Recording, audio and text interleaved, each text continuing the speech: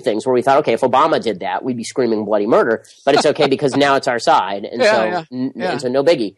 And that's not a good thing. The carrier deal is a perfect example of this. People on our side cudgeling each other into submission over, well, is it really that bad that he's using levers of the federal government in order to cram down a deal on carrier or offer special subsidies to carrier? And the answer is yes, it is that bad. It is not a good thing just because it's somebody on your side doing it. But then we hear from the chorus, well, yeah, but what do you want, Hillary to win? It's like, well, Hillary already lost, so that's not an issue. And then you hear the final defense, which is, well, he's doing some good things too. And well, he's doing some good things too is not an excuse for doing bad things. You know, I have 2 kids under 3. If every time my daughter did something wrong, if every time she fussed and screamed, I said to myself, yeah, well, she does some good things, so I'm just going to let her fuss and scream and give her what she wants. That's not a very good way to raise children. It's not a very good way to do politics. Well, I'll tell you something, Ben, that you may think I'm terribly naive or formerly so, but I always heard about racists and anti-Semites on the right. I never saw them, Ben. I never met them. I thought they were basically a myth. Most of my life, anti-Semitism has come from the left. And so maybe my vision is skewed, but social media, they really are like turning over a rock. And I have to tell you, when I have the good fortune of being retweeted by you, Ben, on Twitter, something I like very much and I'm very flattered by, I get an avalanche of Nazi-style tweets. Yeah. And I think, and it only lasts for 10 minutes. Right. But I think, is that Ben's life? Yeah, it is. Does he face that every day? Yeah. I'm not talking about right-wing stuff and racist stuff. I'm talking about outright Nazi stuff coming into my notifications just because you've retweeted me.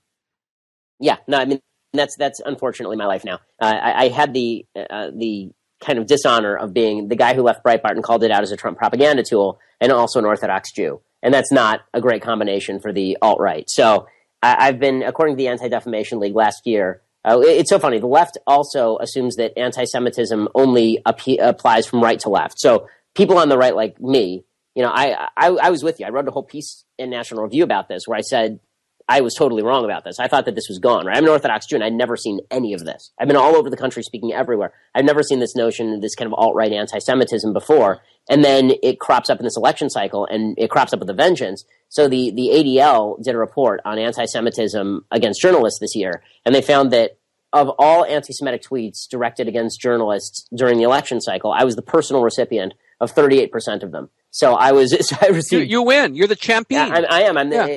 Crown me. I mean, I'm very excited about it. No one can ever take that title away from me. I had received something on the order of 8,000 anti-Semitic tweets in the course of something like 6 months, which, you know, is a fair number of those tweets a day, many of them coming from prominent figures on the alt-right.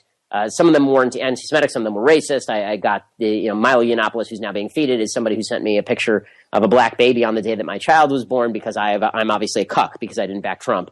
It's disturbing, but I think that he's a nice fellow.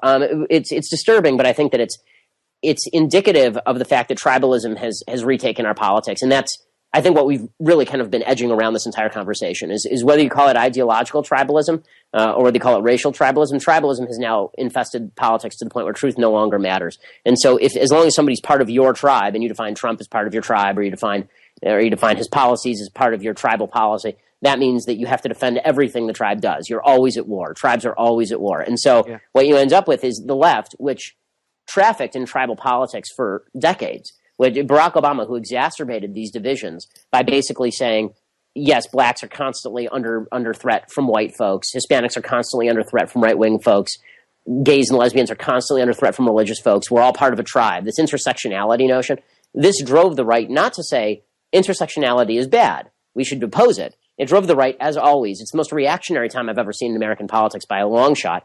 It drove the right to say, okay, well, if tribalism is good for the left, it's good for us. So why wouldn't we embrace tribalism? Obviously, tribalism is a powerful force. So why shouldn't we embrace white tribalism on the right? And obviously, this isn't a mainstream phenomenon, but it's growing. You know, this idea that you know, the kind of Richard Spencer idea that if there can be black nationalism or black solidarity, why can't there be white solidarity? Mm-hmm. And even people who are more mainstream than Spencer, Yiannopoulos does this. You know, what's the big problem with Western civilization was created by white folks. So what's the issue with sort of a white solidarity notion? And that leads to some pretty dark places, because it means that if a Jew disagrees with you on anything, they're doing it not because they disagree with you, they're doing it because they're a Jew. Or if a black person disagrees with you, it's because they're not part of the tribe. If a white person disagrees with you, it's because they're an idiot. But if a Jew disagrees with you, it's because they're a Jew, or a black person disagrees with you, it's because they're black. This is sort of the alt-right notion. And so it's gotten really, really nasty out there. And I don't think Trump has done a lot to tamp this down. I think Trump has basically ignored it for the most part. And, you've got Kellyanne Conway out there acting all insulted if anybody has the temerity to bring it up. But it's a very real phenomenon, and it's pretty nefarious that nobody seems to be willing to speak out about on a broad level, other than to it's gotten to the point where people who I respect, like there's a point where during the election cycle, I was the number one online target of the alt-right. Mm-hmm. And Hugh Hewitt actually called me a member of the alt-right because he didn't think I was sufficiently supportive of Paul Ryan. And that's because there's been this polarization in politics where there's certain slurs you just throw at people if you don't like what they're doing. And Hugh apologized because he got it wrong, but it's what you've seen is the infiltration of old bad ideas into a time when there is no social fabric anymore. So when there's no social fabric, then when we don't have any ideas in common anymore, we don't agree on the definition of liberty. I thought the most pernicious single political line that I've heard before this election cycle was in his second inaugural. Barack Obama said we didn't have to agree on the definition of liberty in the United States. He said we can all have our different definitions of how life should work. We don't have to have the same definition of liberty. And I thought to myself, well, if we don't have the same definition of liberty, why are we living in the same country? What exactly do we hold in common anymore? And the answer is clearly we don't hold much in common at all, other than sort of a root tribalism. Trump is trying to broaden that root tribalism into the sort of national tribalism, the sort of blood and soil tribalism of European nationalism. But in the end, that's going to fall short too, because we're a multi-ethnic democracy. And because the fact is that that's not something that's geared toward agreement. I mean, we all have tribes we're closer to than people who live 3,000 miles away in Washington, D.C. Ben, back up a bit. Sometimes when I mention these Nazis and near-Nazis and fascists, people say something like, Jay, it's 11 guys, and it's all magnified. It's bad, and it's unpleasant, but they're so few in number, don't make a mountain out of a molehill. I guess my question is, how do you know how pervasive it is, how extensive it is? Maybe it is 11 guys. I think there's truth to that, actually. I just don't know. I don't think it's millions of people. I think that it's the people who are sort of the hardcore who are doing that on Twitter. I think it's probably 1,500 people. At least this is what the ADL essentially boiled it down to. But what we are seeing, unfortunately, is a willingness to take this stuff a little bit seriously, or at least not to, play it down by mainstream actors. And that's more dangerous to me. So, the fact that there are a bunch of these people who do this stuff on Twitter, that's less troubling to me than the fact that when Donald Trump is asked about people spamming Julia Jaffe with anti-Semitic stuff, and he answers, well, she did something wrong. That's that's more disturbing to me. He's a person in a position of power. The stuff that she was subjected to is so vile. I'm sure you'd have no understanding of this, Ben. You can't imagine, of course. But oh no, listen. I have I upped my security system. I have a shotgun. Yes, I mean my wife doesn't know about any of this. I keep her shielded from all of it. But yeah, I mean all the stuff that she got, I got probably twice over. And the fact that that Trump was basically kind of ignoring it. It was funny. Even Steve Bannon, who I used to work with, right? He was asked at a certain point about the fact that I was getting spammed with all this anti-Semitic stuff, and he told I can't remember where the reporter was from. Maybe it was the Washington Post or something. He told this reporter, it was the New Yorker, I think. And he told this reporter, well, Shapiro's a whiner, and this is the way that this works now. Is that if you say something is bad, this is whining, unless you're Trump, in which case you whine until you win. Yeah. So it's very frustrating because his own line, by the way. Yeah, exactly. Just reminding listeners, it's his own line. Yeah. You feel like it does feel like arguing with the left sometimes, because leftism is all about the idea that it feels like with the left it's a constantly shifting to become virtuous. And you say, well, but identity politics is bad, and they say, right, but that doesn't matter because you're a bad person. And that's what politics on the right is boiling down to now too. And that's a scary phenomenon. I don't think, by the way, that it's boiling down as much that way to young conservatives. I think young conservatives actually are not super hot on this. I think that when I speak on college campuses, the vast majority of kids, when I was in the election cycle, when I would say I was not voting for either candidate, which is what I ended up doing in this election cycle, when I said that on college campuses to young conservatives, I would say 2/3 of young conservatives were nodding along. They were sympathetic. There was probably 3/4. It was a large number of them were basically sympathetic to that position that these people are both terrible. And I think that it's a lot of the people who I've seen make moral sacrifices on behalf of victory are people who are above the age of 60. I think there is a generational difference here. Virtually everybody in the quote unquote Never Trump movement, which was never a movement, by the way, it really annoys me that everybody keeps saying Never Trump was a movement and it failed. Since we never had an organizing rally, an organizing board, or any meeting of any sort, it's weird to call us a movement. It was really just a group of individuals who said, no, we're not participating in this particular election cycle as far as voting. But the core of the people who were Never Trump were people who were, aside from sort of the National Review crowd, it was people who were all under the age of 40. Right? It was Guy Benson and Katie Pavlich and Mary Catherine Ham and me, and Eric Erickson, I think, is maybe slightly over 40. But it's a much younger crowd than the average kind of enthusiastic Trump supporter, which is a lot of people who are over 60. Let me put in a word for that stalwart George F. Will. Oh, yeah. He's been absolutely magnificent. And yeah, no, I could go on. I agree. And this is coming from somebody who is not a huge George Will fan. I thought George Will was too moderate for me. And I think that a lot of what George Will has had to say has been pretty right on the money. And Charles Krauthammer, too. Basically, anybody who had any sort of conservative principles that they held above political gain was I think critical of what was going on. And that's not to say that there aren't people who are honestly supporting Trump. I have a lot of friends who supported Trump who said, I recognize all these difficulties, but I think that defeating Hillary is the first priority here. I get that. Yes. I do. I understand that. I have sympathy for that position. It wasn't the position that I took. And This shouldn't be seen as a rip on everybody who voted for Trump. But there was a large contingent of people who voted for Trump who simply said, I don't see any qualms here at all. He's fine. Right? There's no problem. They couldn't stand the cognitive dissonance of, I don't think Trump's a very good person, and I don't think that he's particularly conservative, and I don't think that he has any knowledge of American exceptionalism, but best of two available evils. And there was very little of that going on. I think that somebody who I think falls into that category is Mark Levin, right? Mark Levin was doing that where he said, here's the problems with Trump, and I still think that, for the sake of the country, Hillary can't be president. Okay, fair enough. Mm-hmm. Fair enough. Especially because I didn't vote for Hillary. If I I didn't want Hillary to be president either. And for policy, I'm very happy that she's not. So, but people who didn't see any qualms at all, people who saw this as an easy call, people who see it still as nothing but an unmitigated good for the country that Donald Trump is president, we'll find out. But it seems to me that right now, everybody who's doing a little bit of the premature celebration, listen, I'm happy with a lot of his policy the first 2 weeks too. I am. But before you start declaring that the guy who hit home runs in the first 2 games of the season is going to hit 162 over the course of the season, you might want to look at his past track record.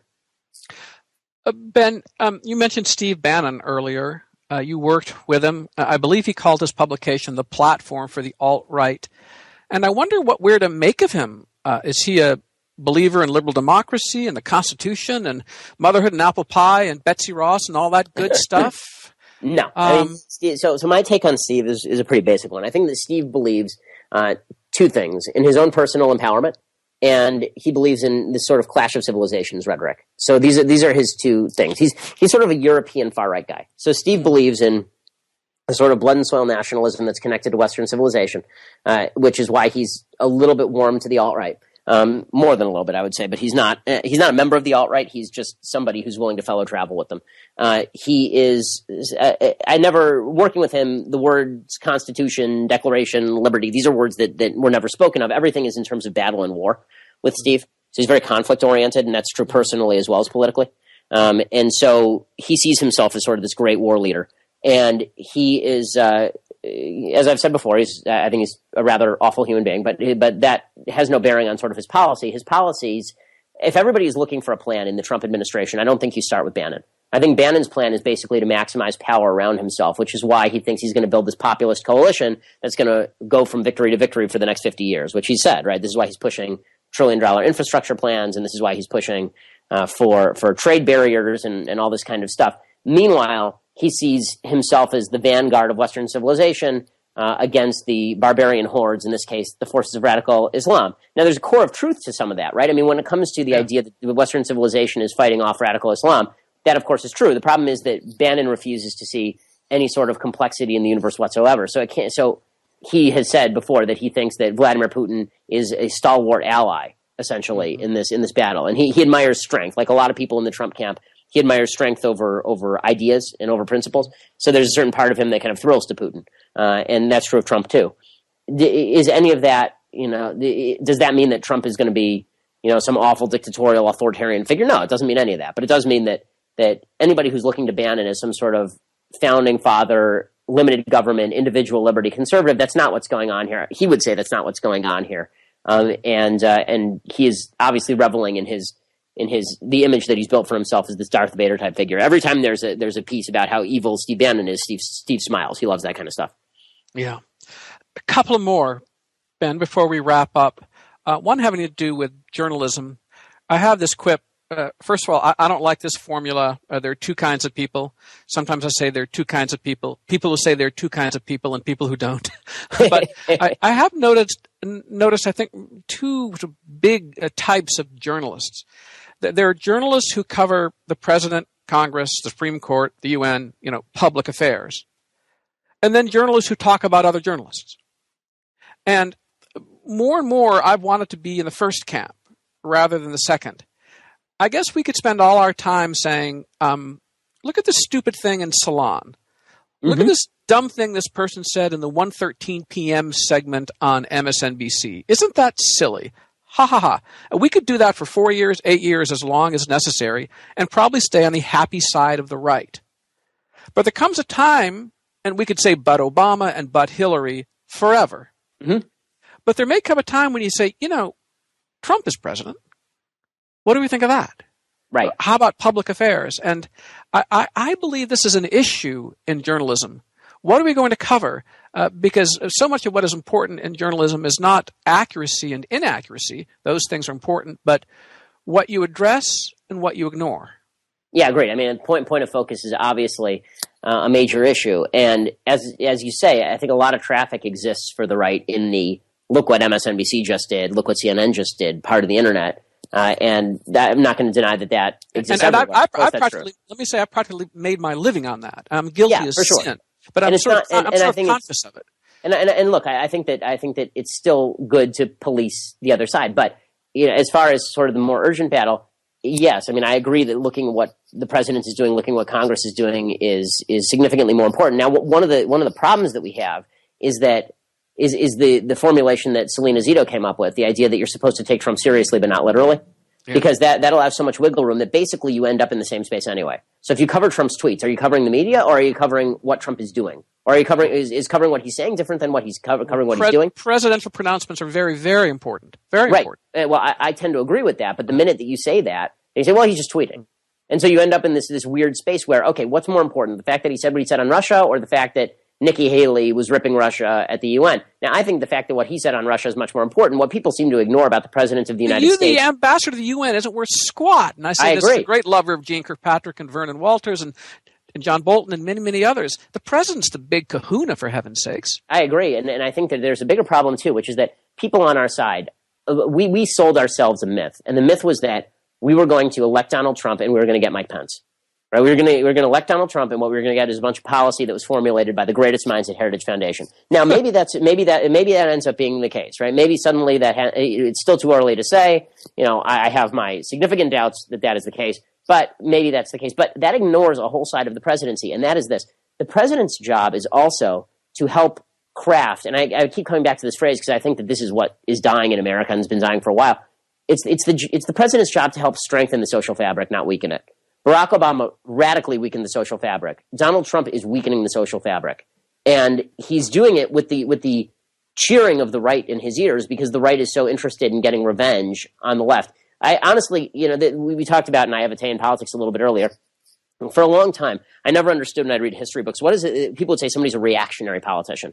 And I think, what does that even mean, reactionary? Like, what were their positions? What did they think? Mm-hmm. And now I definitely understand what it means, this sort of reactionary politics, the idea that one side is so ticked off with the other side that becomes the prime focus. And so one of the problems as far as coverage in the media is every time, and I've said it myself, I said to Brian Stelter on CNN, every time you turn it up to 11 over a Trump tweet, you're helping him because then he'll actually do something that is an 11, and you've wasted your 11 on the Trump tweet.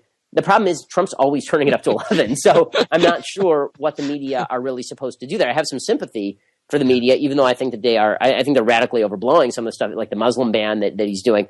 But again, all of this, what we do, and the very basis of a republic presupposes that there is a crowd of people who actually want to hear the truth and are not just going to vote for a fantasy that's inside their own head.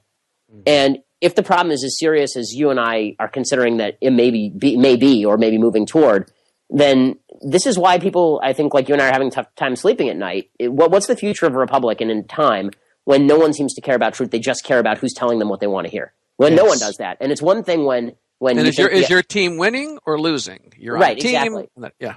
I mean, I did a whole spiel right after the election where I talked about this is not a team sport. Politics is not a team sport because there's no teams. It's just, is somebody doing the right thing or the wrong thing? But once that's out the window, then we are down to pure tribalism. And then it's just a question of which tribe is bigger, which tribe gets to vote more. Is your tribe going to give you more benefits or fewer benefits?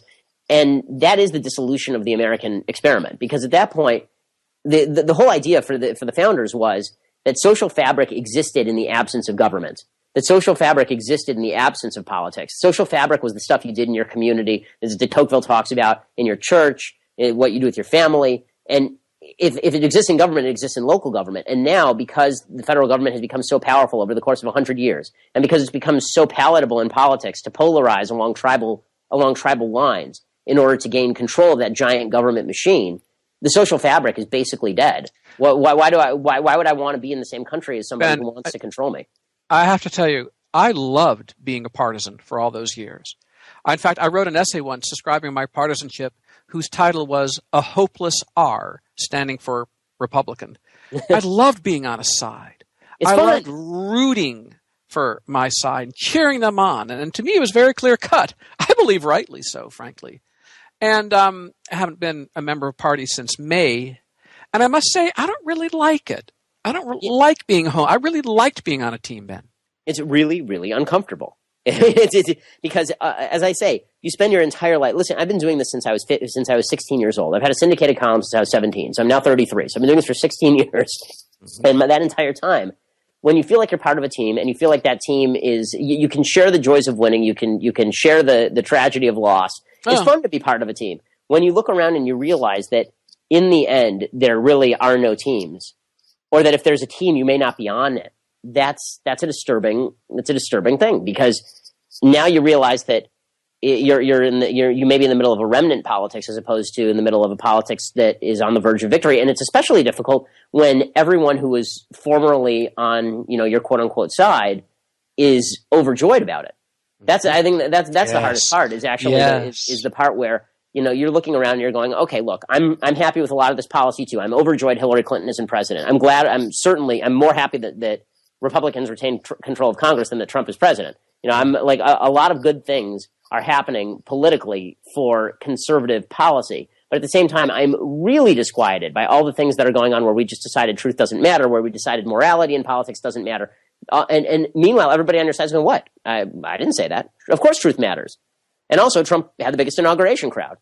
And you say, well, and you're worried about morality in politics. You say, well, of course, we never dumped out morality. What are you talking about? I mean, are you crazy? We never threw away morality. My morality is perfectly intact. And also, by the way, if he says some bad stuff about Russia, I'm not going to talk about that on my radio show, because does that really forward the cause? So it's this feeling of constantly being gaslit. Like if everybody could just be honest about where they are. Okay, say your priority is the policy, because you think that all politicians are here's a consistent position. All politicians are liars. All the media outlets are liars. Everybody's a liar. Get what you can get. Try to make it the smallest government you can. Okay, there's a consistent position that I think is I don't think it's moral. I don't think it's good, but I think it's consistent. Not right. Yeah, right, but it's consistent. But but even more than the morality of it, the lack of morality is the lack of intellectual consistency. I mean, again, it's like arguing with Jell-O. Every time you have an argument with somebody about this, where you say, "Yeah, I didn't like what Trump said about Russia," it turns into, "Yeah, but man, that executive order was pretty good." Yeah, and well, but that's not what we were talking about. Kellyanne Conway did this the other day. Chelsea Clinton, I think Kellyanne Conway said her silly thing about Bowling Green massacre, which is a mistake. Yeah. Okay. Yeah. And Chelsea Clinton tweets out, something mildly obnoxious about this being a lie or about it not being true. And Kellyanne Conway tweets back and basically says, "We won." Yeah. And I thought to myself, that is the most immoral thing. If someone calls you a liar, the answer isn't "we won." Like, the lie doesn't become good just because you won. If lies became good just because you won, then might makes right. And what moral standing do you have to claim that the bad people in history were actually bad? It's so John Nolte, who's a writer we have John over at Daily Wire, and I admire John's honesty because John is definitely blunt. And John wrote a piece for our website, and I love John as a person. John wrote a piece for our website where he said openly, "I don't care if Trump lies. It doesn't matter to me if Trump lies." And I wrote a piece responding saying, of course it matters if Trump lies because lies are bad. But there's a huge contingent of people who basically decided, look, the left lies so much, we can't leave the tool of lying on the table. And so we can't play by the left's rules. And I kept saying, those aren't the left's rules. The left's rule is not don't lie. That's the moral rule. If the left doesn't abide by that rule, then that's their problem. But it doesn't absolve you of the responsibility to abide by the moral rule, beyond which, if your new argument is that lies always defeat the truth, then we should just get rid of the Republic entirely and have an oligarchy of wise men deciding what to happen for us, because obviously people are too stupid to vote, since you can just lie to them and get them to believe anything. Well, Ben Shapiro, you are one gutsy dude. You must have a spine of steel. You have huge independence of mind. And I thank you. Well, I thank you for all of it. Well, thank you for having me on the program. And listen, I don't think that we're going to be. I do have hope that in the future, I hope that this is a wave of temporary enthusiasm over victory, rather than abandonment of principle in favor of permanent pursuit of victory. We'll see if that's the case or not. But I think that there's still enough people who, in the end, are going to realize that truth matters more than a tax cut.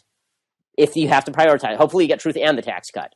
But if you have to prioritize them, truth matters more than the tax cut. If we have enough people who can believe that, then I think that this is recoverable, and maybe we get some good policy in the meantime. That's the optimistic view, but we'll find out.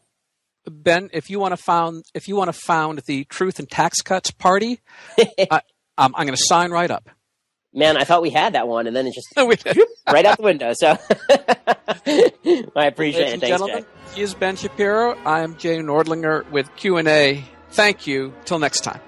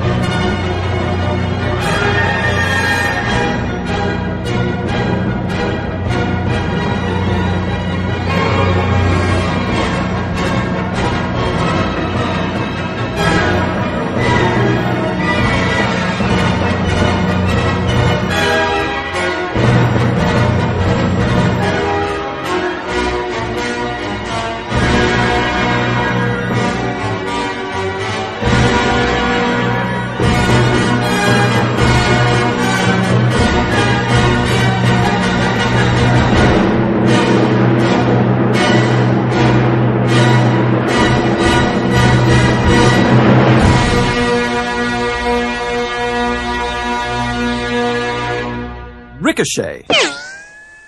Join the conversation.